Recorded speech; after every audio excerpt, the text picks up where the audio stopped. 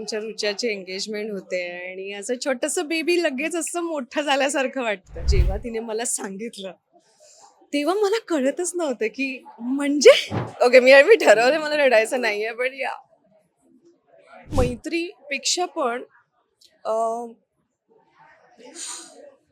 कुठेतरी ती अशी एका लहान बहिणीसारखी आहे. आम्ही इन्स्टावरून फ्रेंड झालो. आम्ही कधीच भेटलो नव्हतो. हॅलो नमस्कार फ्रेंड्स, मी मज्जाची नीलम आणि आज मी रुचाच्या एंगेजमेंटला आली आणि प्रतीक्षा माझ्यासोबत आहे. कशी आहे? खूप मस्त. तू कशी आहेस? मी खूप छान आहे, पण आता मैत्रीण चालली आहे. काय फिलिंग आहे मैत्रिणीच्या मनात खरं तर? बापरे, मला म्हणजे विश्वासच बसत नाहीये.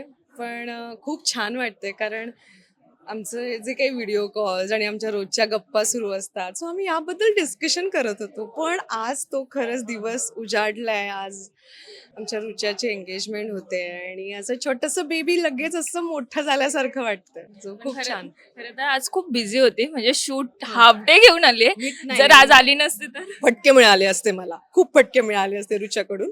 भले मी मोठी आहे तरी पण खूप फटके मिळाले असते. पण लुकसाठी आधीपासूनच तयार होतीस की हा लुक करून तिच्या एंगेजमेंटला जायचंय? हा साधं सिंपल आपलं जे आहे ते ती ती ती तिचं असं काही नाहीये. ती मला म्हणत जशी आहे तशी ये.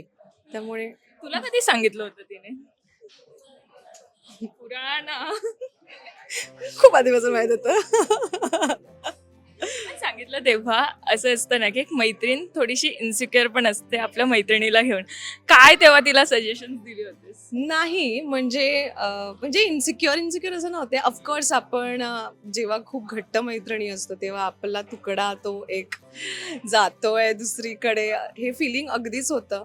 आणि ती मला माझ्या लहान बहिणीसारखी आहे त्याच्यामुळे तेही फिलिंग एक वेगळं होतं. पण खूप छान वाटत होतं की एका तिच्या नवीन आयुष्याची सुरुवात होते, एक नवीन प्रवास सुरू होतोय. So yes.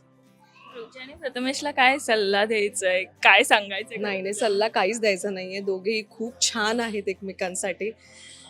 ते जसे आहेत तसेच राहू दे. एकमेकांवरती छान प्रेम करा, छान सोबत राहा, बस खुश राहा.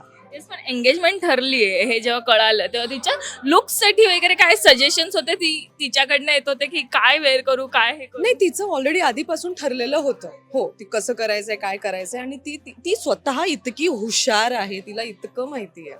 सो तिचं तिचं तिने छान ठरवलेलं होतं आणि मी त्यात फार इंटरफेअर नाही केलं कारण कसं असतं की एक ती फिलिंग असते त्या मुलीची की तिला त्या तिच्या परफेक्ट किंवा त्या दिवसाला तिला कसं दिसायचंय, काय करायचंय. सो मला असं वाटतं की तिने तिने छान केलंय सगळं.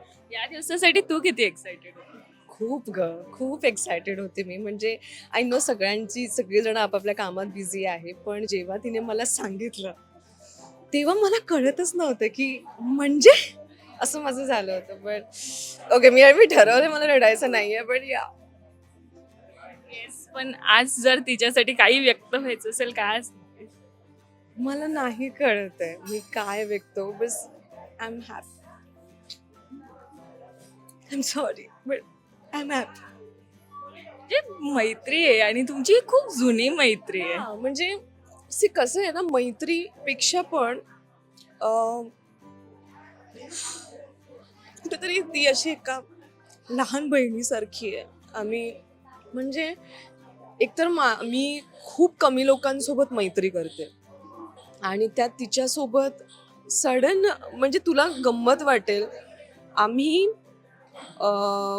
आम्ही इन्स्टावरून फ्रेंड झालो. आम्ही कधीच भेटलो नव्हतो. गेले 4-5 महिने आम्ही आम्ही बघितलंही नव्हतं. प्रत्यक्षात भेटच नव्हते. आम्ही फक्त व्हिडिओ कॉल आणि आमचे व्हिडिओ कॉल लाईक 2, 2.5-3 तास. हो, रात्री पॅकअप नंतर आम्ही 1:30-2 वाजेपर्यंत गप्पा मारायचो गं आणि नंतर मग एकमेकांना सांगायचं चला फोन ठेवा आणि तरी आम्ही बोलत बसायचो. सो ही जी जर्नी आहे मैत्रीची ती समहाव कुठेतरी मैत्रीच्या पलीकडे आहे आणि ते एक मे बी एक सोल कनेक्शन आहे जे मी एक्सप्लेन नाही करू शकत. बट येस ती इथे आहे आणि I am so happy for it. काय शुभेच्छा देणार? खुश राहा बस. Thank you. Thank you so much. Marathi मनोरंजन सृष्टीमधील मालिका, चित्रपट, नाटक तसेच कलाकारांबद्दलच्या नवीन अपडेट्स जाणून घेण्यासाठी नक्की सबस्क्राईब करा इट्स मज्जा मराठी या आपल्या नवीन यूट्यूब चॅनलला.